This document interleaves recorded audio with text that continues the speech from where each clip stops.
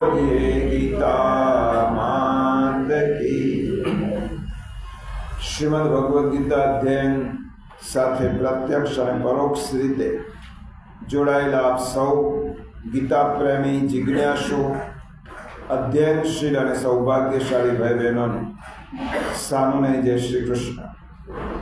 આપના હૃદયમાં બિરાજમાન પરમ કૃપાળુ પરમાત્માને વંદન કરી આપણે ગીતા ગાયક પ્રભુ શ્રી કૃષ્ણ અને ગીતા માતાના ચરણોમાં વંદન કરી આજના અધ્યાયનો પ્રારંભ કરી. પ્રિયજનો, આપણે અધ્યાય 10 વિભૂતિ યોગના 6થા શ્લોક સુધીનો અધ્યયન કર્યો. ગયા રવિવારે 6થા શ્લોકમાં ભગવાને આપણને કહ્યું કે આ સૃષ્ટિના પ્રારંભમાં મારા સંકલ્પમાંથી બ્રહ્માની ઉત્પત્તિ થાય છે. બ્રહ્મા તેમના માનસ પુત્રો 4 શંકાદી કુમારોને ઉત્પન્ન કરે છે. એ બ્રહ્મચર્ય વ્રતનું પાલન કરે છે, એટલા માટે સૃષ્ટિની ઉત્પત્તિમાં તેઓ નિમિત્ત બનતા નથી. પછી બ્રહ્માજીએ 7 મહર્ષિઓનું માનસમાંથી ઉત્પત્તિ કરી. મહર્ષય સપ્ત પૂર્વે ચત્વારો મનવસ તથા, અને પછી 14 મનુઓ વગેરે 25 વિશેષ વ્યક્તિઓની વાત ગયા શ્લોકમાં 6થા શ્લોકમાં કરી. અને ભગવાને પછી કહ્યું, મદભાવા માનસા જાતા યેષામ લોક ઇમા પ્રજા. આ બધા જ એટલે સૃષ્ટિના બધા જ જીવો મારા સંકલ્પમાંથી નિર્માણ થયા છે, અને આ બધી જ પ્રજા તેમનામાંથી ઉત્પન્ન થઈ છે. આવું 6થા શ્લોકમાં કહ્યું. 6થા શ્લોકમાં ભગવાને શા માટે આ સૃષ્ટિની ઉત્પત્તિની વાત કરી છે? એનું એક જ કારણ છે કે પ્રભુએ આપણા આત્મા પ્રત્યેને જાગૃત કર્યું છે. આપણે ઘણીવાર એમ સમજી લઈએ છીએ કે હું કશું જ નથી, મારું કોળ હીન કોળ છે, હું ભણેલો નથી, વિદ્વાન નથી, શ્રીમંત નથી, સંસ્કારી કોળમાં મારો જન્મ થયો નથી.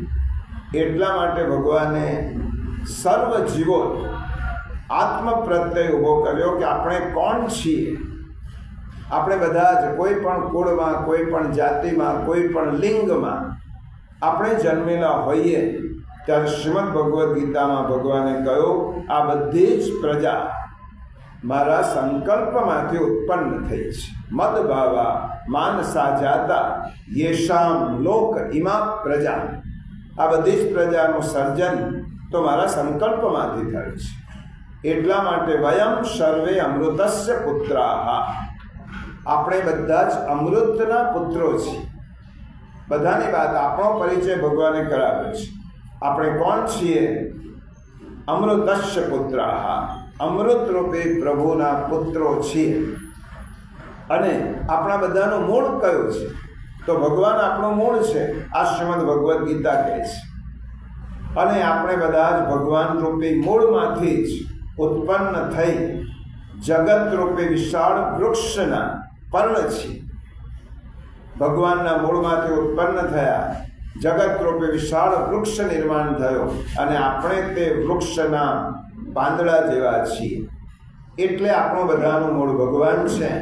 માટે આપણા શાસ્ત્રકારો કહે છે કે કદાચ આપણું કુળ ખબર ન હોય, આપણે કર્મકાંડ કરવા બેઠા હોઈએ, ગ્રશાંતિ હોય કે કોઈ પણ વિધિ, ત્યારે બ્રાહ્મણ જ્યારે આપણું કુળ પૂછે અને આપણને કુળની ખબર ન હોય, બધાને ન હોય, ત્યારે આપણા શાસ્ત્રકારોએ કહ્યું, આપણા બધાનું એક સમાન કુળ છે. એનું નામ અચ્યુત કુળ. અચ્યુત એટલે કૃષ્ણ. કોઈ એમ પૂછે કે આપણું માનવ માત્રનું કુળ કયું? તો અચ્યુત. આપણા બધાનું એક જ ગોત્ર છે, એક જ કુળ છે, અને તે શ્રી કૃષ્ણ, અચ્યુત રૂપી પરમાત્મા શ્રી કૃષ્ણ. અને આ ભગવાને આ 6થા શ્લોકમાં સ્પષ્ટ કર્યું છે. હવે 7મા શ્લોકમાં ભગવાન નિશ્ચલ ભક્તિ સમજાવે છે. પહેલા પોતાનું સ્વરૂપ સમજાવ્યું, અને પછી પ્રભુએ કહ્યું કે મારી પાસે તારે આવવું હોય તો આ બે વસ્તુ તારે ધ્યાનમાં રાખવાની છે. એટલે 7મા શ્લોકમાં ભગવાન નિશ્ચલ ભક્તિની વાત કરે છે. આવો પહેલા આપણે પારાયણ કરી લઈએ. 10મો અધ્યાય 7મો શ્લોક, પાન નંબર 154. આજના અધ્યાયનો આપણો આ શ્લોક છે, પાન 154, 10મો અધ્યાય 7મો શ્લોક. શોભિકંપેન યોગેન યુજ્યતે નાત્ર સંશયઃ. યહ એટલે જે, માણસ, મમ એટલે મારી, એતામ એટલે આ, વિભૂતિમ એટલે પરમ ઐશ્વર્યરૂપ વિભૂતિને, ચ એટલે અને, યોગમ એટલે યોગ શક્તિને, તત્વતઃ એટલે તત્વથી, વેત્તિ એટલે જાણે છે, લેશ માત્ર પણ, સંશય એટલે સંશય, ન એટલે નથી. જે માણસ મારી આ પરમ ઐશ્વર્ય સ્વરૂપ વિભૂતિને અને યોગ શક્તિને તત્વથી જાણે છે, એ નિશ્ચલ ભક્તિ યોગથી યુક્ત થઈ જાય છે, એમાં લેશ માત્ર પણ સંશય નથી. આ શ્લોકમાં ભગવાનમાં નિશ્ચલ ભક્તિ કેવી રીતે કેળવવી એ ભગવાન સ્વયં બતાવી રહ્યા છે. મારામાં નિશ્ચલ ભક્તિ કેવી રીતે નિર્માણ કરવી એ ભગવાન આ શ્લોકમાં સમજાવે છે. આપણે આગળ જોઈ ગયા છીએ કે ગીતામાં ઘણા યોગની વાત કરી છે, કારણ કે ગીતા યોગ શાસ્ત્ર છે. આપણે અધ્યાયના છેલ્લે બોલીએ છીએ કે શ્રીમદ ભગવદ્ ગીતા ઉપનિષત્સુ બ્રહ્મ વિદ્યાયામ યોગ શાસ્ત્રે. ગીતા શું છે? બ્રહ્મ વિદ્યા, એટલે બ્રહ્મને ઓળખાવનારી વિદ્યા, બ્રહ્મ સુધી લઈ જનારી વિદ્યા છે. અને યોગ શાસ્ત્ર, યોગ એટલે જોડનાર, ઈશ્વર સાથે જોડનારી આ વિદ્યા છે. એટલા માટે ગીતામાં ઘણા બધા યોગ છે, પરંતુ ગીતામાં મુખ્ય 3 યોગ છે. ગૌણ યોગ ઘણા બધા છે, અનાસક્તિ યોગ છે, વગેરે વગેરે, સમર્પણ યોગ છે, પરંતુ મુખ્ય યોગ 3 છે: કર્મયોગ, જ્ઞાન યોગ અને ભક્તિ. નિષ્કામ કર્મની વાત કરી અને કર્મ દ્વારા ભગવાનને કેવી રીતે મેળવી શકાય, કર્મ દ્વારા પ્રભુ સાથે આપણે કેવી રીતે જોડાઈ શકીએ એની વાત 1 થી 6 અધ્યાયમાં કરી. માટે 1 થી 6 અધ્યાયને કર્મ ષટક કહેવાય. કર્મ ષટક. પહેલે 1 થી 6 અધ્યાયમાં તમે વાંચશો ગીતા તો તારે કર્મની જ વાત આવશે. કર્મણ્યેવાધિકારસ્તે વગેરે શ્લોકો. એટલે પહેલા 6 અધ્યાય કર્મ ષટક.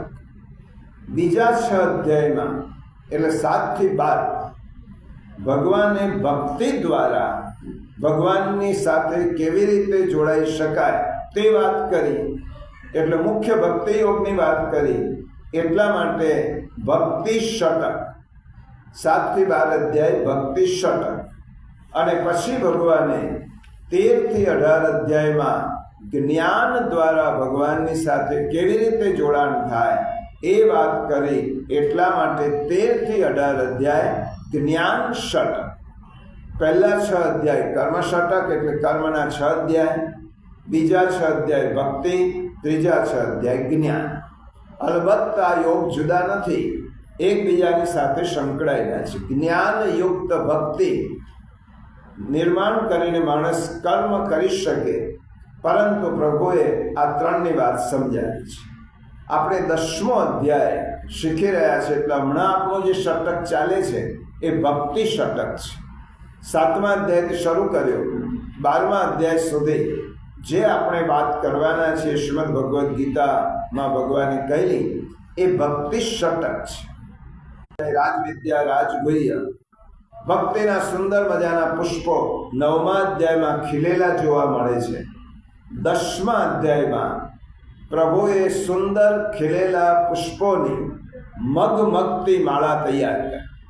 વિભૂતિ યોગ છે ને, એટલે સુંદર મજાના મગમગતા પુષ્પોની માળા ગૂંથી 11મા અધ્યાયમાં ભક્તિનું વિશાળ વટવૃક્ષ એટલે વિશ્વરૂપ દર્શન પ્રભુએ કરાવ્યું. અને 12મા અધ્યાયમાં ભક્તિના સુંદર સુમધુર ફળનો આસ્વાદ કરાય. એટલે 12મા અધ્યાયમાં ફળ, બીજથી ફળ સુધીના 6 અધ્યાય છે. એટલે 7 થી 12 અધ્યાય ભક્તિ ષટક છે. અને શ્રીમદ ભગવદ્ ગીતામાં ભગવાને વૈજ્ઞાનિક ભક્તિ, શાસ્ત્રોક્ત ભક્તિની વાત ખૂબ સુંદર રીતે સમજાવી છે. તો 10મા વિભૂતિ યોગમાં ભગવાને આપણને સુંદર પુષ્પોની માળા ગોથીને આપી છે. આ શ્લોકમાં ભગવાન શું કહે છે? એતામ વિભૂતિમ યોગંચ, આ મારી એતામ વિભૂતિ, પરમ ઐશ્વર્ય યુક્ત વિભૂતિ, અને યોગંચ મારી યોગ શક્તિ, મમયો વેત્તિ તત્વત, જાણે છે તે જ મને તત્વથી જાણી શકે છે. અને મને જાણી લીધા પછી અવિકલ્પ યોગેન, નિશ્ચલ ભક્તિથી, અવિકલ્પ યોગ, આ ગીતાનો મૌલિક શબ્દ છે. અવિકલ્પ યોગ એટલે નિશ્ચલ ભક્તિથી એ મને મારી સાથે જોડાઈ જાય છે, મને પ્રાપ્ત કરી શકે છે. એટલે આ શ્લોકનો શબ્દાર્થ એવો થયો કે જે વ્યક્તિ મારી પરમ ઐશ્વર્ય વિભૂતિ અને મારી યોગ શક્તિ જે સમજી લે છે, તત્વથી જાણી લે છે, એ વ્યક્તિ અવિકલ્પ યોગ, એનામાં નિશ્ચલ ભક્તિ એનામાં ઉત્પન્ન થાય છે અને તેના દ્વારા તે મારી સાથે જોડાય છે. એટલે આ શ્લોકમાં 3 શબ્દો ભગવાને કયા છે જે સમજવાના છે. એક તો વિભૂતિ, બીજું કયો યોગ શક્તિ, વિભૂતિ શક્તિ, યોગ શક્તિ, અને ત્રીજું કયું અવિકલ્પ યોગ. આ બધા જ ગીતાના અદ્ભુત શબ્દો છે. વિભૂતિ શક્તિ, યોગ શક્તિ અને અવિકલ્પ યોગ. હવે સરળ શબ્દોમાં સમજવું હોય ગીતાને, આ શ્લોકને, તો વિભૂતિ એટલે પ્રભાવ. આ સરળ શબ્દો. વિભૂતિ એટલે શું? ભગવાનનો પ્રભાવ. યોગ એટલે ભગવાનનો સ્વભાવ. આ 2 શબ્દના અર્થ સમજી લેશો તો આખો શ્લોકનો અર્થ સંદર્ભ સમજાશે. વિભૂતિ એટલે પ્રભાવ, યોગ એટલે સ્વભાવ, અને અવિકલ્પ યોગ એટલે અભાવ. એટલે આખો અર્થ, શ્લોકનો સરળ અર્થ શું થયો આપણી ભાષામાં? પ્રભુ કહે છે જે મારા પ્રભાવને અને જે મારા સ્વભાવને બરાબર સમજી લે છે, તત્વથી જાણી લે છે, તેને ક્યારે પણ કોઈ જગ્યાએ મારો અભાવ લાગતો નથી. પ્રભુ કહે છે મારા પ્રભાવને તું જાણીશ, મારા સ્વભાવને સમજીશ, આ બંને વસ્તુને તત્વથી જાણી લઈશ, તો દુનિયામાં કોઈ જગ્યાએ તને મારો અભાવ નહીં લાગે. પ્રભુનો અભાવ ન લાગવો એનું નામ ભક્તિ. ભક્તિનો અર્થ સ્વરૂપમાં જ ભગવત દર્શન કરવા એવો નથી. ભક્તિનો અર્થ તો સર્વમાં ભગવત દર્શન કરવા. આ ભક્તિની વ્યાપક દ્રષ્ટિકોણ છે. અને ભગવાને કહું આવું ક્યારે થાય? તો મારા પ્રભાવને અને સ્વભાવ આ બંનેને ઓળખી લે તો તને કોઈ જગ્યાએ મારો અભાવ નહીં વર્તાય. તેના માટે હું સર્વત્ર છું અને સર્વકાળ છું. તેને મારા અભાવની પ્રતીતિ ક્યારેય થતી જ નથી. યાદ જ કરાવી દઉં, આખું આખ્યાન આપણને ખબર છે. હિરણ્યકશ્યપુ પ્રહલાદજીને પૂછે છે તારો ભગવાન છે ક્યાં? અને પ્રહલાદજી હિરણ્યકશ્યપુને પ્રતિપ્રશ્ન પૂછે છે મારો ભગવાન ક્યાં નથી. એટલે એક જણને ભગવાન કોઈ જગ્યાએ દેખાતો નથી. જો ભક્તિની શૂન્યતા છે. અને પ્રહલાદને ભગવાન બધે જ દેખાય છે. આ પ્રહલાદજીને પ્રભુનો અભાવ લાગ્યો નહીં. પ્રભાવ એટલે શું? ઈશ્વર જ સર્વકાળે, સર્વ સ્થળે, સર્વ રૂપોમાં તે જ છે. ઈશ્વર સર્વકાળે છે, સર્વ સ્થળે છે અને બધા જ રૂપોમાં છે. ભગવાન જ છે. તેનું જ્ઞાન, તેની શક્તિ, તેનું ઐશ્વર્ય આ જગત રૂપે વિસ્તરેલું છે. જે ભગવાન આ શ્લોકમાં આપણને હવે સમજાવી. વિભૂતિ પહેલાંની આ ભૂમિકા છે. વિભૂતિ તો આપણે ભાવ અને વ્યક્તિ તરીકે ચોથા, પાંચમા અને છઠ્ઠા શ્લોકમાં જોઈ. વિશેષ વિભૂતિની વાત પ્રભુ 18મા શ્લોકથી કરવાના છે. પરંતુ પ્રભુએ આપણે માનસિક ભૂમિકા તૈયાર કરી છે. પ્રભુનું જ્ઞાન, પ્રભુની શક્તિ અને તેનું ઐશ્વર્ય આ સમગ્ર જગત રૂપે વિસ્તરેલું છે. એટલે જ્યાં પણ નજર કરીએ ત્યાં આપણને તેની સર્વજ્ઞતા, સર્વશક્તિમત્તા અને સર્વૈશ્વર્યતાના દર્શન થાય છે. તમે સૃષ્ટિને જોજો, જગતને જોજો, તો આ ત્રણ વસ્તુ તમારા ધ્યાનમાં આવશે. સર્વજ્ઞતા, સર્વશક્તિમત્તા અને સર્વૈશ્વર્યતા. ભગવાનનું ઐશ્વર્ય જોવા મળશે, ભગવાનની શક્તિ જોવા મળશે અને ભગવાનની સર્વજ્ઞતા જોવા મળશે. આ તેનો વિસ્તાર છે અને વિભૂતિ કહેવાય. અને પ્રભુમાં બધા છે, આ પ્રભુનો પ્રભાવ છે. આપણામાં પ્રભુ છે. ગીતા 2 વસ્તુ કહે છે. આપણામાં પ્રભુ છે તે બોલવું, એના કરતાં આપણે પ્રભુમાં છીએ એ બોલવું વધારે ઉચિત છે. આપણામાં પ્રભુ છે તો પ્રભુ નાના થઈ ગયા. આપણે બધા જ પ્રભુમાં છીએ.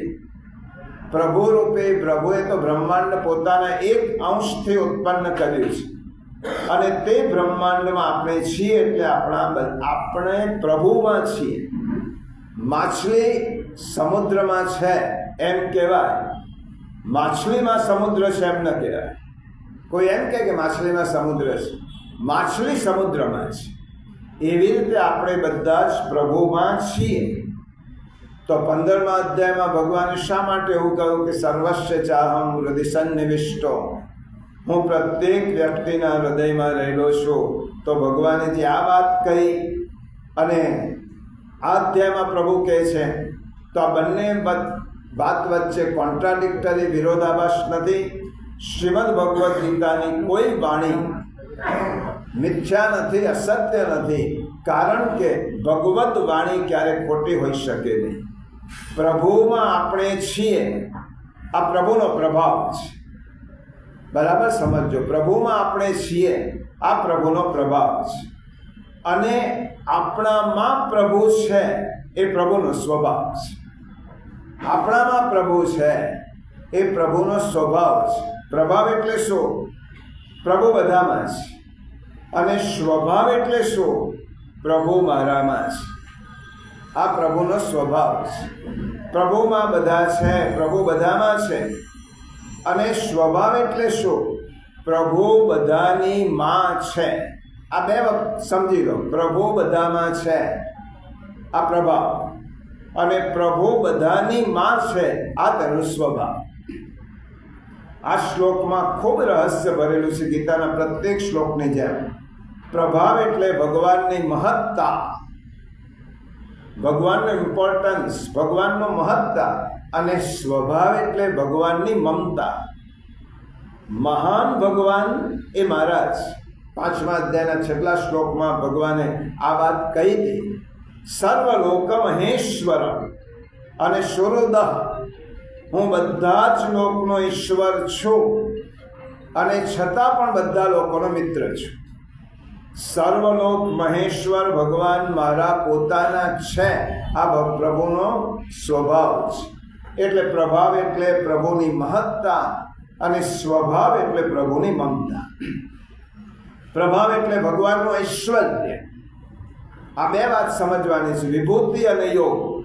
પ્રભાવ એટલે ભગવાનનું ઐશ્વર્ય અને સ્વભાવ એટલે ભગવાનની આત્મીયતા. ભગવાન ઐશ્વર્યયુક્ત છે એટલું જ નહીં, ભગવાન આત્મીય છે, મારા પોતાના છે. સર્વત્ર હરિ છે, હરિવ્યાપક સર્વત્ર સમાના. આ વ્યાપકતાને પ્રભુનો પ્રભાવ કહેવાય. અને એ વ્યાપક બ્રહ્મ, એ વ્યાપક હરિ મારી અંદર બેઠેલા છે. જો આ ભગવાનની કુશળતા તો જુઓ. સર્વત્ર વ્યાપક હરિ મારી અંદર બેઠેલા છે. એ પણ ગીતા કહે છે 18મા અધ્યાયમાં, ઈશ્વર સર્વભૂતાનાં હૃદ્દેશે જુનતિષ્ઠતિ ભ્રામયન સર્વભૂતાની યંત્રારૂઢાની માયયા. ઈશ્વર રૂપી મિકેનિક મારી અંદર બેસીને આ શરીર રૂપી યંત્ર મારું ચલાવી રહ્યો છે. એટલા માટે ઈશ્વર સર્વભૂતાનાં હૃદ્દેશે જુનતિષ્ઠતિ. એ પ્રભુ મને સાચવે છે, એ પ્રભુ મને સંભાળે છે. તો આ પ્રભુ મને સાચવે છે, સંભાળે છે, એ પ્રભુની મારા પ્રત્યેની કરુણા છે, મારા પ્રત્યેની આત્મીયતા છે. એટલે વિભૂતિ અને યોગને સમજવું એટલે શું સમજવું? ભગવાનની મહત્તાને જાણવી અને ભગવાનની આત્મીયતાને સમજવી.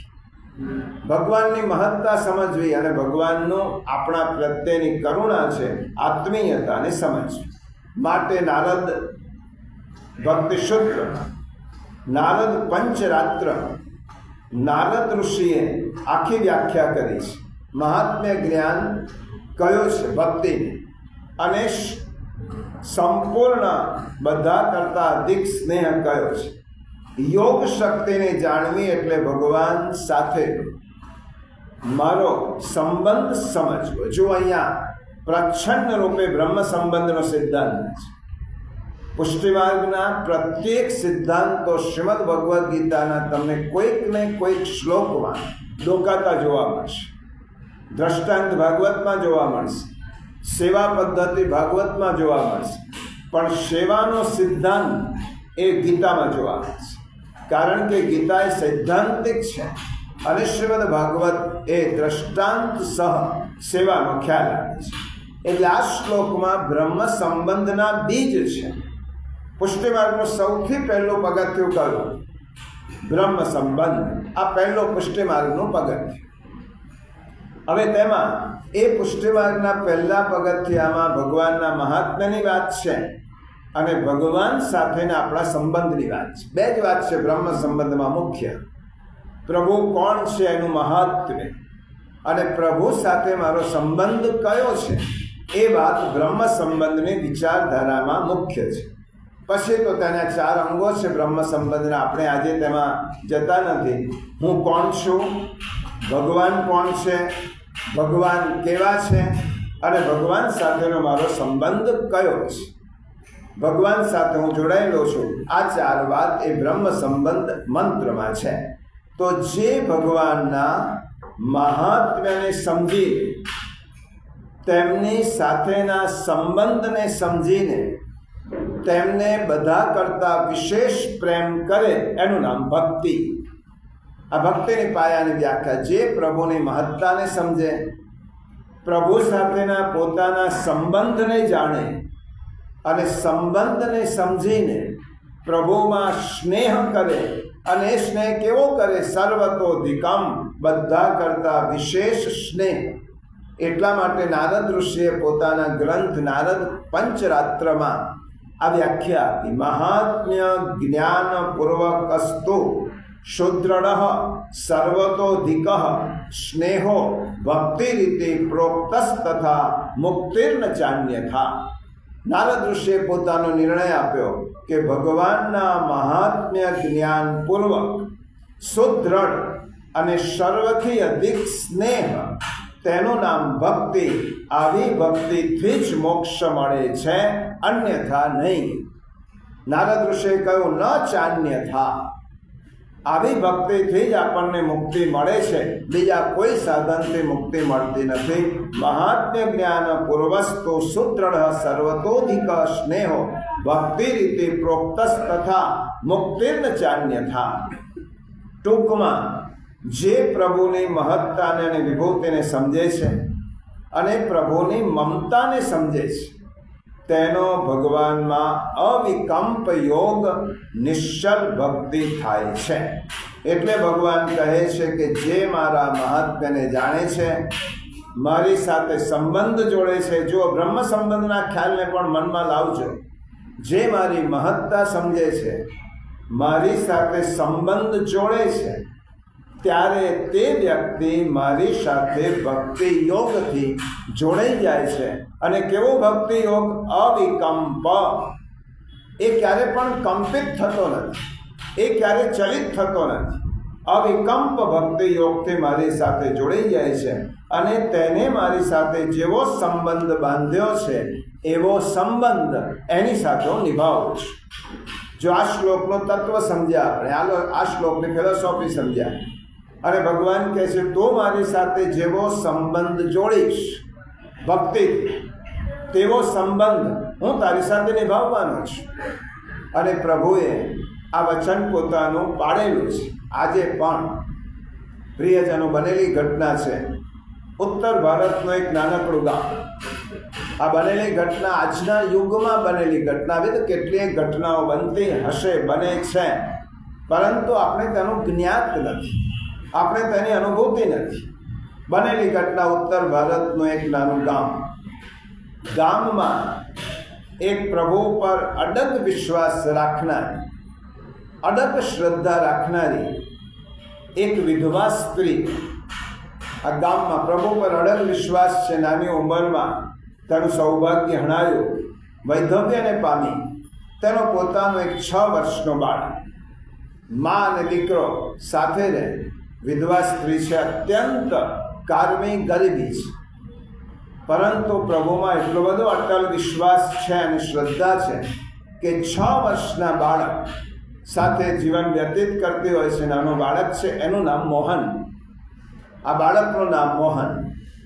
એ આ પોતાના દીકરા સાથે નાના ભાગ્યા તૂટ્યા એમ જ કોને કે ઝૂંપડીમાં રહેતી હોય છે. ઝૂંપડીમાં રહે છે, નિવાસ કરે છે. નિરાધાર બાઈ મહા મુશ્કેલી પોતાનું સમગ્ર જીવન ભરણ પોષણ મહા મુશ્કેલીએ કરી શકતી. નાનું ગામ હતું, જૂનો સમય હતો, પ્રાચીન સમય. એટલા માટે આજની જેમ લોકો કોઈની પાસે ઘરનું કામ નહોતા કરાવતા, જાતે જ બધા કામ કરતા હતા. કપડાં, વાસણ, રસોઈ વગેરે, કચરા, પોતા. એટલા માટે આ બાઈને કોઈ કામ એવું મળતું નહોતું. નાના ગામમાં આવું કામ કોણ સોંપે, એ મળતું નહોતું. એટલા માટે જેમ તેમ જાત ઉદ્યમ કરી અને પોતાનું ગુજરાન ચલાવતી. બ્રાહ્મણ કુળની હતી, એટલે કોઈ પાસે હીન કામમાં થઈ પણ ન શકે. અને એટલા માટે થોડોક એમ પણ હોય કે હું શા માટે કોઈની પાસે માગું, પણ પ્રભુ પર પૂર્ણ ભરોસો. જાત મહેનત કરે, જે કામ આવે તે કામ કરે, પૂર્ણ ભરોસો. મારો નાથ મારા માથે છે, મારો સ્વામી, મારો ઈશ્વર એ મારા માથે બેઠેલો છે. એ જ બધું સંભાળશે, એ જ બધું સાચવશે. અને આગળ આપણે 9મા શ્લોકમાં જોઈ ગયા, અનન્યા ચિંતયંતો મામ યે જનાઃ પર્યુપાસતે તેષાં નિત્યાભિયુક્તા નામ યોગક્ષેમં વહામ્યહમ. ભગવાને 9મા અધ્યાયમાં આવી આપણને ખાતરી આપી છે, અનન્ય ચિત્તથી તું મારી સાથે જોડાઈશ તો તારા યોગક્ષેમનું વહન તો હું કરવાનું છું. એનો અર્થ એમ નહીં કે બેસી રહેવાનું. ભગવાને કહ્યું અનન્યતા તારી જેટલી હશે તો તારે ક્ષુલ્લક વાતો માટે ચિંતા કરવાની જરૂર નથી. ચિંતા કાપી ન કાઢ્યા, ચિંતા કરવાની કોઈ જરૂર નથી. અને બાળક મોહન હવે 6 વર્ષનો થયો. ગામના જાગીરદારનું ગામ, શ્રીમંતોના કેટલાક છોકરાઓ હવે ભણવા માટે એની સાથે મિત્રતા થઈ. ગામના છોકરાઓ હોય, કોઈ શ્રીમંત હોય, કોઈ ગરીબ હોય, કોઈ સુખી ઘરનો હોય, મિત્રતા. થોડાક મોટા થયા એટલે એ પરિવારના પોતાના છોકરાઓએ, સુખી સંપન્ન પરિવારના છોકરાઓએ પોતાના બાળકને શહેરમાં ભણવા માટે મોકલ્યા. અને મોહનની સાથે જોડાતા બધા જ બાળકો શહેરમાં ભણવા માટે જવા લાગ્યા, શહેરની શાળામાં ભણવા માટે. અને આ નાનકડા ગામથી શહેર 3 કિલોમીટર દૂર. એટલા માટે નાનો દીકરો હોય, જવા આવવાની કોઈ પણ પ્રકારે તેની સગવડ ન હોય, ત્યારે આ મોહનની માતાને થયો, આ વિધવા સ્ત્રીને, મોહને જીદ કરી કે માં બધા જ બાળકો શહેરમાં ભણવા જાય છે તો મારે પણ જવું છે. મારા બધા જ મિત્રો શહેરમાં ભણવા જાય છે, હું પણ જઈશ. આટલી નાની ઉંમરના બાળકને શહેરમાં ભણવાનું મન થયું, પણ મૂકવાનો માનો જીવ ચાલતો જ નથી. આ નાના દીકરાને શહેરમાં મોકલું કોના ભરોસે? મારી પાસે એટલી સંપત્તિ નથી, વાહનમાં જાય એટલી શક્તિ નથી, ચાલતા મોકલી શકાય નહીં, કારણ કે વચ્ચે ગાઢ જંગલ આવે છે, ગામને શહેરની વચ્ચે આવતા જતા 6 કિલોમીટરનો રસ્તો થાય, એટલા માટે મોકલાય નહીં, વાહન પોસાય નહીં, યાચના કરી શકાય નહીં, અને 6 માઇલ જવું આવવું એ બાળકને એના સામર્થ્ય બહારની વસ્તુ છે, જંગલના રસ્તે. પણ મોહને તો જીદ પકડી કે મારે તો મારા મિત્રો સાથે શહેરમાં ભણવા જ જવું છે, કોઈ પણ રીતે મારે એમની સાથે જવું છે. હવે બાળકની આ બાળહટ પૂરી કેવી રીતે કરવી એની એને બહુ ચિંતા વિમાસણમાં હતી. અને એક દિવસ પોતે જ ચાલતી ચાલતી બાળકને લઈ અને શહેરમાં આવી. ત્યાં એક વિદ્વાન, ધર્મિષ્ઠ અને પરોપકારી અધ્યાપકને શોધી દીધો. તપાસ કરી કે આ ધર્મિષ્ઠ છે, વિદ્વાન છે, એને શોધ્યા, એની પાઠશાળામાં ગઈ અને બાળકને બહુ ભલામણ કરી કે અમારી પાસે બીજી શક્તિ નથી, તમારે ત્યાં બાળકને ભણવા લાવી છે. વિદ્વાન અને દયાળુ બ્રાહ્મણે તેની મજબૂરી સમજી લીધી અને તે બાળકને નિઃશુલ્ક કોઈ પણ પ્રકારની ફી લીધા વગર ભણાવવા માટે સંમત્યા. હું બાળકને ભણાવીશ અને સમયસર પાઠશાળામાં મોકલી દેજો, સમય પૂરો થાય એટલે અહીંયાથી જશે. લાવવા જવાની વ્યવસ્થા તમારે કરવાની, બાકી ભણવાનો હું કોઈ ચાર્જ, કોઈ ફી તેની પાસે નહીં. અને બાળકનું હવે રોજ ઘેરથી જવા આવવાનું નક્કી થયું. ચાલતા જવા સિવાય કોઈ વિકલ્પ નથી.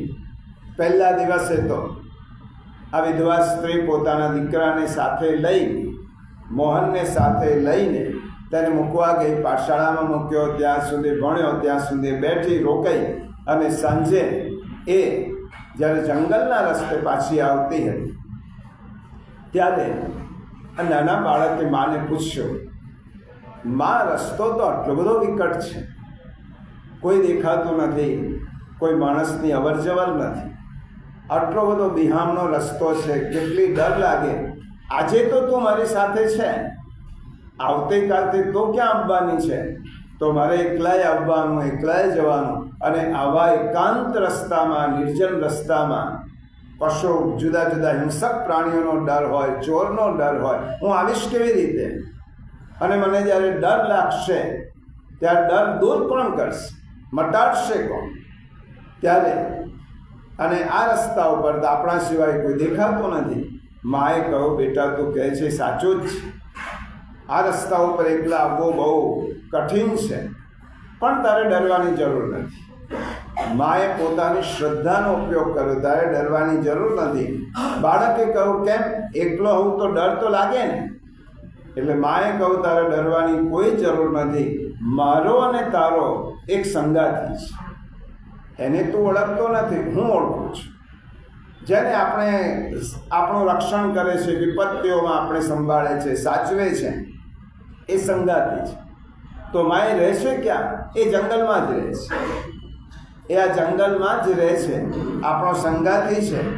અને તું આવે ને ત્યારે તને ડર લાગશે, ડર લાગે ત્યારે બૂમ પાડશે.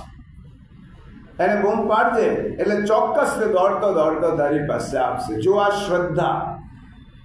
શ્રદ્ધાને કોઈ શાસ્ત્રમાંથી શીખવાની ન હોય, એ અંદરથી આવે, એ પોતાના અંતરમાં પ્રભુ પ્રત્યેના વિશ્વાસથી આ શ્રદ્ધા આવે.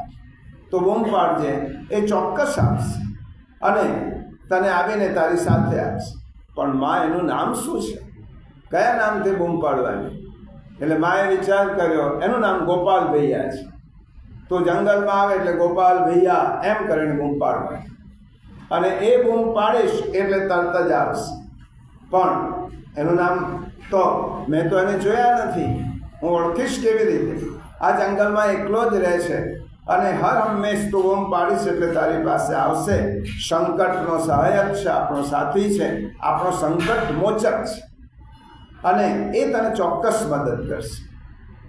જ્યારે અહીંથી જતા આવતા તને બીક લાગે ત્યારે તો એને નામ લઈને બોલાવશે એટલે તરત જ તારી પાસે આવશે. બીજા દિવસથી બાળક મોહન એકલો નીકળ્યો. બીજા દિવસ માએ કહ્યું હતું ને આ માના શબ્દો પર વિશ્વાસ, ગુરુના શબ્દો ઉપર વિશ્વાસ હોય તેવી રીતે આ શબ્દો ઉપરનો વિશ્વાસ કેટલો મહત્વનો છે. એકવાર આપણે સાંભળેલી છે વાત, પણ આ સિદ્ધાંત દ્રઢ થાય એટલા માટે કહું. એક ગોવાળાનું દૂધ આપવા માટે ગામમાં નદી ઓળંગીને આવે, નદી પાર કરે અને નદી પાર કરીને દૂધ આપી જાય. બ્રાહ્મણને ત્યાં દૂધ બાંધેલું હતું, આપી જાય. ચોમાસાના દિવસો આવ્યા એટલે દૂધ મોડું આવવા લાગ્યું. એટલે પેલા બ્રાહ્મણે પેલી ગોવાળનને પૂછ્યું કે કેમ તો હમણાં બહુ મોડી આવે છે? ત્યારે કહું, બ્રાહ્મણ દેવતા શું કરું કે વચ્ચે નદી છે અને ચોમાસામાં બંને કાંઠે રહે એટલે મારે નાવની રાહ જોવી પડે, એટલા માટે મને મોડું થાય એમ. તો બ્રાહ્મણે તો શાસ્ત્રોમાં વાંચેલું સ્વાભાવિક રીતે કહી દીધું, ભગવાનના નામથી લોકો સંસાર સાગર તરી જાય છે, તો તું આટલી નદી નથી તરી શકતી. ભવસાગર પણ પ્રભુના નામથી તરી શકાય, તો આ નદી નથી તરી શકતી. બસ આ શબ્દ પેલી ગાંઠે વાળ્યા, રોજ નિયમિત આવવા લાગી. બ્રાહ્મણ પૂછે છે, આટલો બધો વરસાદ છે, નદી બે કાંઠે રહે છે, તો આવે છે કેવી રીતે? તમે તો મને રસ્તો બતાવ્યો છે કે ભવસાગર પણ તરી જવાય ભગવાનના નામથી. તો હું ભગવાન, તમે કહો પ્રભુના નામથી હું નદી ઓળંગી જાઉં છું. જેને કહ્યું તો એને વિશ્વાસમાં, ચાલ તો બતાવ મને. અને બ્રાહ્મણ જોવા આવ્યો ત્યારે પેલી પ્રભુનું નામ લેતા લેતા નદી ઓળંગી ગઈ. બ્રાહ્મણ જવા લાગ્યો ત્યારે તે અંદર તણાવા લાગ્યો. બ્રાહ્મણને લાગ્યું કે મારા કહેલા શબ્દો ઉપર આની જેટલો વિશ્વાસ છે એટલો વિશ્વાસ મને હોત તો આજે હું આની જેમ નદી ઓળંગી શકતો. માએ કહેલો છે એટલે બાળકને એટલો વિશ્વાસ આવશે જ. મારો મિત્ર અને બીજા દિવસથી મોહન નિત્ય પ્રાતઃકાળમાં ઉઠીને શહેર તરફ જાય અને જંગલ આવતા જ પૂર્ણ શ્રદ્ધા સાથે ગોપાલ ભૈયા એમ બૂમ પાડે. પહેલો જ દિવસ, બીજો દિવસ એને બૂમ પાડી અને જેવી બૂમ પાડી એવો મનમોહક કિશોર સ્વરૂપ રૂપે એક બાળક ત્યાં હાજર થયો. ગોપાલથી આ મોહનથી થોડો મોટો હતો, હાજર થયો. મોહનને કહ્યું, હું આવી ગયો છું. અને જંગલ પૂરું થયું ત્યાં સુધી તેને વળાવવા માટે એ લઈ ગયો અને જંગલ પૂરું થયું, શહેરનો રસ્તો આવે એટલે અદૃશ્ય થઈ ગયો. આવી રીતે મોહન એને શ્રદ્ધાથી પોતાનો મોટો ભાઈ જ સમજ. પાછા આવતા જતા મોહનને આ મૂકી જાય અને ધીમે ધીમે એને ગોપાલ ભૈયા સાથે એવી ગાઢ મિત્રતા થઈ ગઈ કે હવે ડર લાગે કે ના લાગે એ શરૂ થાય. જંગલનો રસ્તો એટલે બૂમ પાડી, બૂમ પાડે એટલે રોજનો ક્રમ આ ગોપાલ ભૈયા નામનો સુંદર બાળક ત્યાં આવી જાય, એને લઈને જંગલનો રસ્તો પાર કરાવી અને વાતો કરતાં કરતાં બે જણ છૂટા પડે. સાંજનો પાછો કોલ આપે કે હું સાંજે આ ટાઈમે આવીને બૂમ પાડીશ, ત્યારે આવજો. આ પ્રમાણેનો મોહનનો રોજ આ પ્રમાણેનો કાર્યક્રમ ચાલે. માને પૂછ્યું, માએ એક દિવસ મોહનને, દીકરા આપણો તારો ભાઈ આવે છે કે નહીં? કારણ કે આવે છે, હું બોલાવું છું ને રોજ આવે છે. અને હવે એવામાં એક દિવસ એવો આવ્યો કે ગુરુને ત્યાં પોતાના પિતાનું શ્રાદ્ધ. હવે પિતાનું શ્રાદ્ધ કરવાનું એ આગલા દિવસે ગુરુએ બધાને કહી દીધું, પાઠશાળામાં ભણતા છોકરાઓને, આવતીકાલે મારા પિતાનું શ્રાદ્ધ છે, તમારે બધાએ પ્રસાદ તો અહીં લેવાનો છે, પણ તમારી ઘેરથી કોઈ વસ્તુ લેતા આવજો. દરેક જણને ગુરુએ કહું, તારે આ લાવવાનું, આ લાવવાનું, આ લાવવાનું. દરેક જણને એક એક જે લાવવાનું હતું તે સોંપી દીધું. દરેક જણને ગુરુએ કહું, આ લઈને આવવાનું. અને એકલા મોહનને ના કહે. એટલે મોહન વિચાર કરે છે કે આ ગુરુજી બધાને કહે છે કંઈક ને કંઈક વસ્તુ લાવવા, અને મને ગુરુજી કહેતા જ નથી. એટલે મોહને ગુરુને પૂછ્યો, ગુરુજી મારે શું લાવવાનું છે? હું શું લાવું? કાલે બધા જ કંઈકનું કંઈક લઈને આવશે, તો મારે શું લાવવાનું? મને આજ્ઞા કરો ને કે હું શું લઈને આવું. વારંવાર કહ્યું ગુરુને, એમ તો આ શું લાવશે? ગરીબ વિધવાનો બાળક છે, અને પાછું શું મંગાવવાનું? અને લાવીને આ શું લાવી શકશે? મને તો કહો ગુરુજીએ કંટાળીને કહું, જા સારું થોડું દૂધ લેતો આવે છે, થોડું દૂધ લોટીમાં ભરીને લેતો આવજે, હું તને વધારે શું મંગાવું તારી પાસે. બસ મોહનને થયું કે ગુરુજીએ મારી પાસે મંગાવ્યું છે અને કાલે હું લઈને જઈશ. આ એક ઉમળકો હોય કે મારા ગુરુએ, મારા શિક્ષકે મારા પાસે આ મંગાવ્યો છે, હું લઈને જઈશ. ખુશખુશાલ થઈને ગુરુજીને પ્રસન્ન કરવાના હવાઈ કિલ્લાઓ મનમાં ચણવા લાગ્યો કે આવતીકાલ હું લઈને જઈશ, દૂધ લઈને જઈશ, ગુરુજી પ્રસન્ન થશે, મને આશીર્વાદ આપશે. અને ઘેર જઈને એની માને કહ્યું, માં આવતીકાલે જેવી રીતે મધુમંગલે પૂર્ણામાસીને કહ્યું હતું ને એવી રીતે આવતીકાલે મારે દૂધ લઈને જવાનું છે, કંઈ સામગ્રી લઈને જવાનું છે. અને ઘેર જઈને કહ્યું કે માં આવતીકાલે મારે દૂધ લઈ જવાનું છે. સાંભળ્યું તો ખરું માએ, કોઈ દિવસે નહીં, આ દિવસે ગુરુએ તારી પાસે આ દૂધ મંગાવ્યું છે. માતા વિચાર કરવા લાગી, ચોક્કસ વ્યવસ્થા કરીશ. પણ ગરીબાઈ એટલી હતી કે દૂધ પણ દુર્લભ. અશ્વત્થામા દ્રોણાચાર્યના પ્રસંગમાં આવું આવે છે, સુદામાના પ્રસંગમાં આવું આવે છે. કેટલી કરુણ દારિદ્ર્ય હતું કે દૂધ પણ દુર્લભ હતું. ઘેર ગાય મળે નહીં, કોઈની પાસે જઈને મંગાય નહીં, અને દૂધ લેવાના પાસે પૈસા ન હોય. એટલે માએ વિચાર કર્યો કે બાળકે પહેલી વખત ગુરુએ મંગાવ્યો છે, દીકરાએ પહેલી વાર માગ્યું છે, હું આપી શકતી નથી, એટલા માટે આખી રાત પાસા ફેરવે છે. માં ઊંઘ આવતી નથી કે આવતીકાલ સવાર પડશે ને દીકરાને દૂધ લોટીમાં તૈયાર કરીને આપવાનું છે, કેવી રીતે આપીશ. બાળકને તો સુવડાવી દીધો અને પોતાના પ્રભુને વિનંતી કરવા લાગી, પ્રભુ આવતીકાલે મારા બાળકનો મનોરથ પૂર્ણ કરજો. મારી તો શક્તિ નથી, શ્રદ્ધા સિવાય મારી પાસે કશું જ નથી.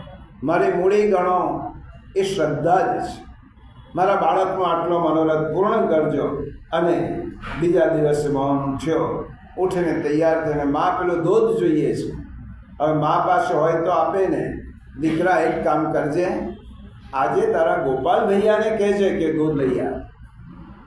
આપણી પાસે ગોપાલ ભૈયા તને દૂધ લાવી આપશે. એમ છોકરો ગયો, જંગલની રસ્તે ચાલ્યો અને બૂમ પાડી, ગોપાલ ભૈયા આજે એકલા નહીં આવતા, દૂધ લઈને આવજો. આજે એકલા નહીં, મારે સંગાતને નહીં, મારે કશેક સાથે લઈ જવાનું છે, દૂધ લઈ જવાનું છે, એટલા માટે આવજો. તો આ બાળક ગોપાલ ભૈયા એક લોટીમાં, સુંદર મજાની લોટીમાં દૂધ ભરી અને મોહનની પાસે આવ્યા અને કહ્યું કે આ દૂધ તે કહ્યું તો ને તારા માટે લાવ્યો છે. અને દૂધ આપી અને જંગલનો રસ્તો વટાવીને અદૃશ્ય થયા. અતિ પ્રસન્ન મોહનને એમ થયું કે આજે ગુરુજીને કેટલા બધા ખુશ કરીશ. આજે મારા ભાઈ, મોટા ભાઈએ દૂધ આપ્યું છે. દૂધ લઈને ગુરુજીની ઘેર ઉતાવળો ગયો. કહ્યું, ગુરુજી તમે કાલે કહ્યું તો ને, હું દૂધ લઈને આવ્યો છું. કામનો એટલો બધો બોજ હતો, ક્યારે પ્રસંગ હતો એટલે ગુરુજી એકવાર સાંભળ્યું, ના સાંભળ્યું, બીજી વાર કહ્યું, ત્રીજી વાર કહ્યું. બાળકે કહ્યું, ગુરુજી લો દૂધ હું લાવ્યો છું, તમે મારી પાસે મંગાવ્યો હતો ને. અને બીજા વિદ્યાર્થીઓની મોટી મોટી વસ્તુઓ, એમની કિંમતી વસ્તુઓ ને લેવામાં ગુરુજીને ખ્યાલ ના આવ્યો કે આ મોહન શું કહે છે. ફરીથી કહ્યું, ગુરુજી જો આ તમારા માટે દૂધ લાવ્યું છે. અને ગુરુજી હવે કંટાળ્યા. હા ભાઈ હા, તારી વાત સાંભળી, બહુ મોટી ભેટ તું મારા માટે લાવ્યો છે, સારું લઈ લઉં છું. ને દૂધ લીધું ખરું અને માણસને બોલાવ્યો કે આ દૂધની લોટી કોઈ પાત્રમાં ઠાલવી દો. અને આમ કહીને માણસને રસોડામાં કોઈ નાના પાત્રમાં દૂધની લોટીને ઠાલવી દો. આમ કહીને નોકરને દૂધની લોટી આપી. બિચારા મોહનને એમ થયું, હું આટલા પ્રેમથી લાવ્યો, મારા ગોપાલ ભૈયાએ આપ્યો, અને ગુરુજી તેની એટલી પણ કદર ના કરી અને સીધી રસોડામાં મોકલી દીધી. દુઃખ પણ થયું. કેટલા મનોરથો સેવ્યા હતા. આવી રીતે લાવ્યો હતો. થોડી વાર થઈ એટલે પેલો ગુરુજીએ જે મોકલ્યો તે માણસ દોડતો આવી અને ગુરુજીને કહેવા લાગ્યો, ગુરુજી આજે તો ગજબ થયો. શું થયું? તમે જે દૂધની લોટી આપી હતી ને, એ દૂધની લોટી, એમાંનું દૂધ ઘટતું જ નથી. તપેલાઓ ભરાઈ ગયા, હાંડીઓ ભરાઈ ગઈ, અને દૂધ લોટીમાંથી હું રેડતો જાઉં છું તો બધા જ વાસણો ભરાઈ જાય છે અને દૂધ તો લોટીમાં એમનું એમ રહે છે. આ કોણે આપી લોટી? આ દૂધ ક્યાંથી ગુરુજી કોણ લાવ્યું છે? ગુરુજીએ થયું આવું શક્ય છે, અને દોડતા ગયા બતાવો તો કરો. અને ગુરુજી નોકરની વાત સાંભળી, આશ્ચર્ય થયું, જોઈને આ દ્રશ્ય જોયું, હિપતાઈ ગયા. નાનકડી લોટીમાંથી દૂધ કાઢતા કાઢતા દૂધ ખલાસ જ ના થાય. તપેલાઓ ભરાઈ ગયા, હાંડાઓ ભરાઈ ગયા. તરત જ મોહનને બોલાવ્યા, અને મોહનને બોલાવી પોતાના ખોળામાં બેસાડીને પૂછ્યો, બેટા મોહન, મેં તને જે કહ્યું એનાથી તને ખોટો તો નથી લાગ્યો? હું મારા કામમાં એટલો બધો વ્યસ્ત હતો કે તારી આપેલી દૂધની લોટી હું એને પ્રેમથી આવકારી ના શક્યો. તને ખોટું નથી ન લાગ્યું હોય તો મને એટલું જ કહે કે આ તે જે દૂધ લાવ્યો એ ક્યાંથી લાવ્યો? આ દૂધ તને કોણે આપ્યું?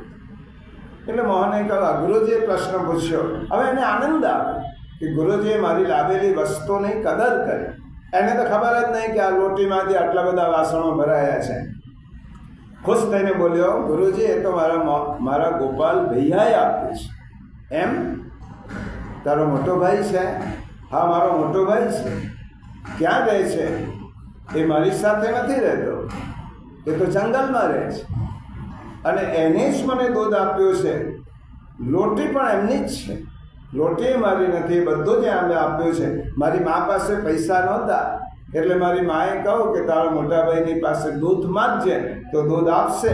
અને ગોપાલ ભૈયા પાસે દૂધ મંગાવ્યું, એ લઈને આવ્યા. હવે ગુરુજીની ઉત્સુકતા વધી કે તારો મિત્ર છે, તને દૂધ આપ્યું છે, આ ગોપાલ ભૈયા છે કોણ? તું મને એની પાસે લઈ જઈશ? ક્યાં રહે છે, શું કરે છે, તું મને એની ઓળખાણ કેવી રીતે થઈ? બધું જ બાળકે કહ્યું. તું એની પાસે લઈ જઈશ મને? જો બ્રહ્મ સંબંધ કરણા, તો એની સાથે મને લઈ જઈશ, હું તારો ગુરુ છું એવી રીતે પરિચય કરાવીશ.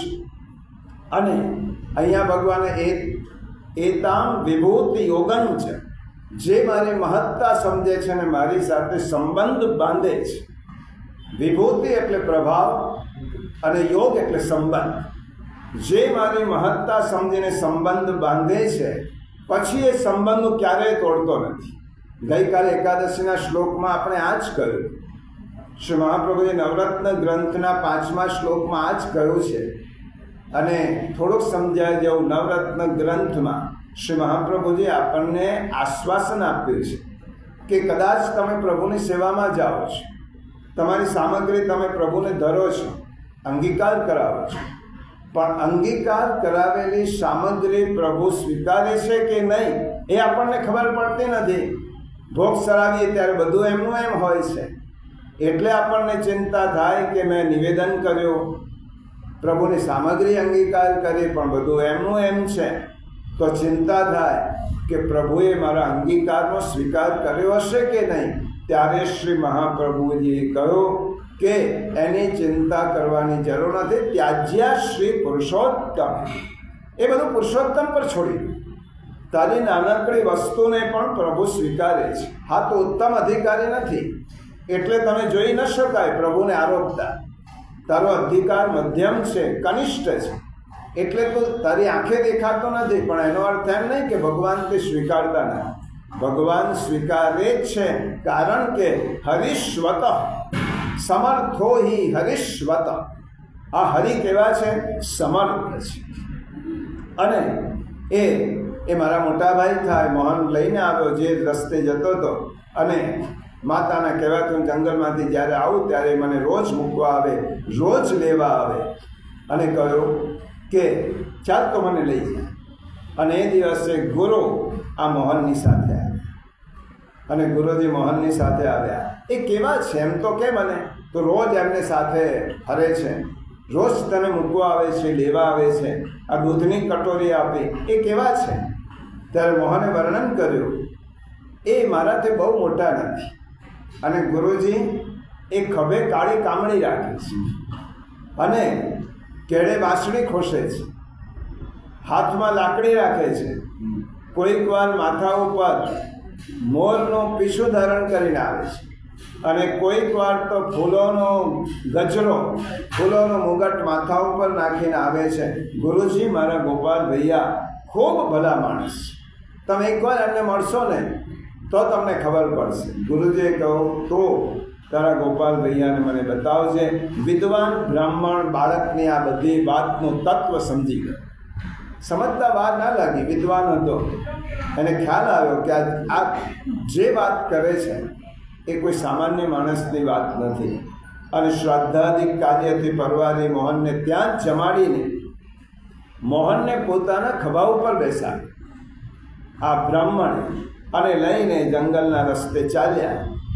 અને ત્યાં જ હવે કેટલો ઉત્સાહ હતો, મારા ગુરુજીને મેળવવા છે, એટલા માટે બૂમ પાડી, હાથ મારી, ગોપાલ ભૈયા. એક વાર મારી, 2 વાર, 3 વાર, 4 વાર બૂમ પાડી. આજે ગોપાલ ભૈયા દેખાતા જ નથી. આજે ખબર નહીં આવ્યા છે, મારા ગુરુને મારે મુલાકાત કરાવી છે, અને આવા સમયે આ મારો મોટો ભાઈ આવતો જ નથી. ગોપાલ ભૈયા કરીને આખું જંગલ ગજાવી. ત્યાં ગોપાલ ભૈયા ના આવ્યા એટલે મોહનની આંખમાંથી આંસુ આવે. આજે હું બોલાવું છું, આજે તો મારા આબરૂનો સવાલ છે. મેં કેટલું બધું વર્ણન કર્યું છે મારા ગુરુજી પાસે, અને આજે તમે નહીં આવો. લડવા લાગ્યા. છેવટે દૂરથી મોહને ગોપાલ ભૈયાને આવતા જોયા. જુએ છે રોજનું જ દ્રશ્ય, અને દૂરથી આવે છે. અને મોહને કહ્યું, જો ગુરુજી, અમારા ગોપાલ ભૈયા સામેથી જ આવે છે. ગુરુજીએ કહ્યું, મને તો કશું દેખાતું નથી. જો આપણી સામે આવે જ છે, અને હવે આપણે નજીક આવી ગયા છે. ગુરુજી કહે કે તને દેખાય છે, મને કેમ દેખાતું નથી? પેલા મોહનને કશો જ ખ્યાલ ના આવ્યો. ગોપાલ ભૈયા, મારા ગુરુજી આવ્યા છે. ગુરુજીને કહું કે તમે જુઓ, મારા ગોપાલ ભૈયાને મળો. પણ ગુરુજી કે મને કોઈ દેખાતું જ નથી, મળું કેવી રીતે? અને તે વખતે ગોપાલ ભૈયાએ મોહનને કહ્યું, મોહન, તું જે દર્શનને લાયક છે તે મારા ઉપરની તારી ઊંડી શ્રદ્ધા અને તે મારી સાથે બાંધેલો સંબંધ, આના લીધે હું તારી પાસે આવું છું. મારા પ્રત્યેનો સ્નેહ છે, શ્રદ્ધા છે, અને તે મારી સાથે મોટા ભાઈ તરીકેનો સંબંધ બાંધ્યો છે. એટલા માટે હું આવું છું. જેને મારા માટે સ્નેહ નથી, જેને મારા પ્રત્યે શ્રદ્ધા નથી, કે જેને મારી સાથે કોઈ સંબંધ જ બાંધ્યો નથી, એની પાસે હું કેવી રીતે આવું? એટલા માટે તારા ગુરુજીને હું નથી દેખાતો, તને દેખાવું છું, કારણ કે તારો સંબંધ છે. અને જે સંબંધ તું બાંધે છે, જે વ્યક્તિ એ સંબંધને ક્યારેય તોડતો નથી. અને ભગવાન જુઓ, 4થા અધ્યાયના 11મા શ્લોકમાં કહી ગયા છે. આગળ પાઠ નંબર 82, 4થો અધ્યાય 11મો શ્લોક, પાઠ નંબર 82. ये यथा मां प्रपद्यन्ते तांस्तथैव भजाम्यहम् मम वर्तमान वर्तन्ते मनुष्यः पार्थ सर्वश. हे पार्थ, જે ભક્તો મને જેવા ભાવથી ભજે છે, હું પણ તેમને એવા જ ભાવથી ભજું છું. તમે પ્રભુ સાથે જે રીતે સંબંધ બાંધશો, પ્રભુ તમારો તે ભાવ પૂર્ણ કરવાના છે. જ્યારે તારા ગુરુની આંખમાં માયાના પડલ છે, એટલા માટે મને જોઈ શકતા નથી, મારા મહાત્મ્યને જાણતા નથી, મારી પ્રત્યે સ્નેહ નથી, અને મારી સાથે સંબંધ નથી, એટલે મને જોઈ શકતા નથી. મોહને વિનંતી કરી, પ્રભુ, હે ગોપાલ ભૈયા, આજે મારી આબરૂનો સવાલ છે. આજે તો તમે એમને ઝલક એકવાર મળો. ત્યારે કહું કે જ્યાં તારો આટલો જ આગ્રહ છે, હું તેમને દર્શન કરાવીશ. પણ ક્યારે? તું એમના ખોળામાં બેસી જા. હે મોહન, તું તારા ગુરુના ખોળામાં બેસી જા, અને તું ખોળામાં બેસીશ એટલે તને દર્શન આપવાના બને એ ગુરુને દર્શન આપીશ. અને મોહન ગુરુના ખોળામાં બેઠો, અને તરત જ ગુરુજીએ શ્યામ સુંદર ઠાકોરજીના કિશોર સ્વરૂપના દર્શન કર્યા. આ વિદ્વાન બ્રાહ્મણ કૃતાર્થ થયો. એટલો બધો આનંદમાં આવી ગયો છે. અને આનંદમાં આવીને મોહનને લઈને ઉચકીને દોડતો દોડતો તેની મા પાસે અને માને કહેવા લાગ્યો, બેન તું ધન્ય છે, તે પ્રભુના સખા મોહનને જન્મ આપ્યો છે. તારી ધન્યતાની શું વાત કરો, તે ઠાકોરજીના સખા મોહનને જન્મ આપ્યો છે. ધન્ય તારી કોક થઈ ગઈ, તારું સંસ્કાર ધન્ય થયા, તારું કુળ ધન્ય, કુલમ પવિત્રમ જનની કૃતાર્થા. અને હું પણ આજે કૃતકૃત્ય થઈ ગયો. હે બેન, મારો જન્મ આજે સફળ થઈ ગયો. હું મોહનનો ગુરુ નથી, મોહન મારો ગુરુ છે. કારણ કે મેં એને તો શાસ્ત્ર વિદ્યા શીખવાડી છે, પણ શાસ્ત્ર જેમાંથી નિર્માણ થયા છે એના દર્શન તારા દીકરાએ મને કરાવ્યા છે. એટલા માટે હું એનો ગુરુ નહીં, શાસ્ત્ર શીખવાડે એ નહીં, પણ ભગવત દર્શન કરાવે તે સદગુરુ કહેવાય. તારો દીકરો મારો ગુરુ છે. એમ કહીને બહુ જ પ્રશંસા કરી, કૃતજ્ઞતા વ્યક્ત કરી. એવી રીતે આ શ્લોકમાં ભગવાને કહ્યું, એતામ વિભૂતિમ યોગંચ. જે મારા મહાત્મ્યને સમજે છે, જે મારા મમત્વને સમજે છે, અને એ સમજ્યા પછી જે વ્યક્તિ મારી સાથે સ્નેહ બાંધે છે, અને એ સ્નેહ સર્વતોધિકમ, અને મારી સાથેનો સંબંધ દ્રઢ કરે છે, એના સંબંધને ક્યારે પણ હું વિસરતો નથી. એ હંમેશા પૂરો કરું છું. કારણ કે આ તો મારી પ્રતિજ્ઞા છે. યે યથા મામ પ્રપદ્યંતે તાંસ તથૈવ ભજામ્યહમ. તો આ શ્લોકમાં ઠાકોરજીએ, પ્રભુએ, શ્રી કૃષ્ણ પરમાત્માએ કેટલું મોટું આશ્વાસન આપ્યું છે. એતામ વિભૂતિમ યોગંચ મમયો વેત્તિ તત્વતા. જે મને તત્વથી ઓળખી જાય છે તે વ્યક્તિ સો અવિકંપ યોગે, તે નિશ્ચલ ભક્તિથી મને જ પ્રાપ્ત થાય છે. આ બાળક પાસે શું હતું? મોહન પાસે કશું ભણેલો હતો? ક્યાં હતું? એની પાસે સંપત્તિ નહીં, વિદ્યા નહીં, કંઈ જ નહીં, પણ એક પ્રભુમાં અડગ શ્રદ્ધા અને તેમની સાથેનો બાંધેલો સંબંધ. આ શ્લોકમાં બ્રહ્મ સંબંધના વિચારોના બીજ આ શ્લોકમાં રહેલા છે. અને બ્રહ્મ સંબંધ મંત્રમાં શ્રી મહાપ્રભુજી આપણને જીવને પરમાત્માની સાથે આટલો જ કહ્યો, તો પ્રભુની મહત્તા સમજીને ઠાકોરજી કોણ છે, કેટલા મોટા છે, કેટલા ઐશ્વર્યવાન છે, એ ઠાકોરજી તારી સાથેનો એમનો સંબંધ છે જ. એ સંબંધને તો ભૂલી ગયો છે. એ સંબંધને હું તાજો કરાવું છું. વર્ષોથી તો એમનું વિસ્મરણ થયું છે અને એ ભૂલી ગયો છે. માટે એકવાર તું આત્મનિવેદન કરી દે, તારું બધું જ પ્રભુને સોંપી દે. હું તને ખાતરી આપું છું કે પ્રભુ હરિ સ્વતઃ, પ્રભુ કેવા છે? સમર્થ છે. એટલા માટે પ્રભુ એક વાત કે ક્યારે પણ ખોટી બનાવીને આ શ્લોકમાં ભગવાને બહુ સુંદર વાત કરી છે. 8મા શ્લોકમાં ભગવાન શું કહે છે? આવતા રવિવારે આવીશું.